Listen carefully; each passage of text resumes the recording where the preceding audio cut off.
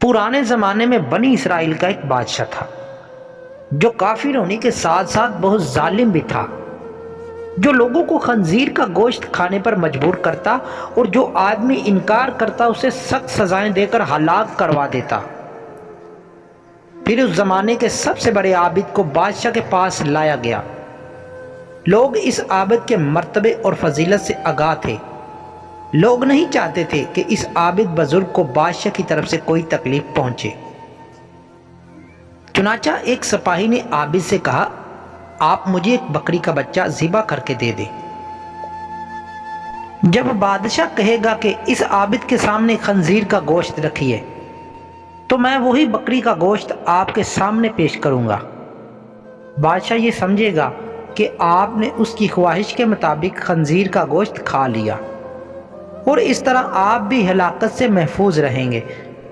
عابد نے بکری کے بچے کو ذبح کر کے اس کا گوشت سپاہی کو دے دیا، اور جب عابد کو بادشاہ کے سامنے لایا گیا، بادشاہ نے حکم دیا، خنزیر کا گوشت کھاؤ۔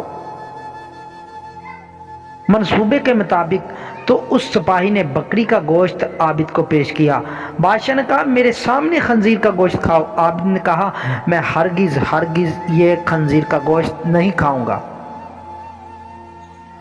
یہ سن کر سپاہی نے اشارے سے بتایا کہ یہ وہی بکرے کا گوشت ہے جو آپ نے دیا تھا، آپ بلا جھجک کھا لیں۔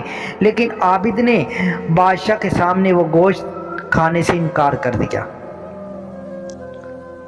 ظالم بادشاہ نے سپاہیوں کو حکم دیا، اسے قتل کر دیا جائے۔ جب عابد کو قتل کے لیے لے جانے لگے تو وہی سپاہی قریب آیا اور کہا، آپ نے گوشت کیوں نہ کھایا؟ بخدا یہ وہی گوشت تھا جو آپ نے دیا تھا۔ عابد نے کہا، ایسی کوئی بات نہیں، بلکہ میں اس بات سے ڈر گیا تھا کہ لوگ میری وجہ سے فتنہ میں مبتلا ہو جائیں گے، کیونکہ جب بھی کسی کو خنزیر کا گوشت کھانے پر مجبور کیا گیا تو لوگ کہیں گے، فلاں عابد نے بھی تو مجبور ہو کر آرام گوشت کھا لیا تھا، لہٰذا ہم بھی کھا لیتے ہیں۔ اس طرح لوگ میری وجہ سے بہت بڑے فتنے میں مبتلا ہو جائیں گے۔ عابد نے کہا، اس طرح لوگ میری وجہ سے بہت بڑے فتنے میں مبتلا ہو جائیں گے، اور میں لوگوں کے لیے فتنہ ہرگز نہیں بننا چاہتا۔ یہ کہہ کر وہ عابد خاموش ہو گیا اور جلاد نے اس کا سر تن سے جدا کر دیا۔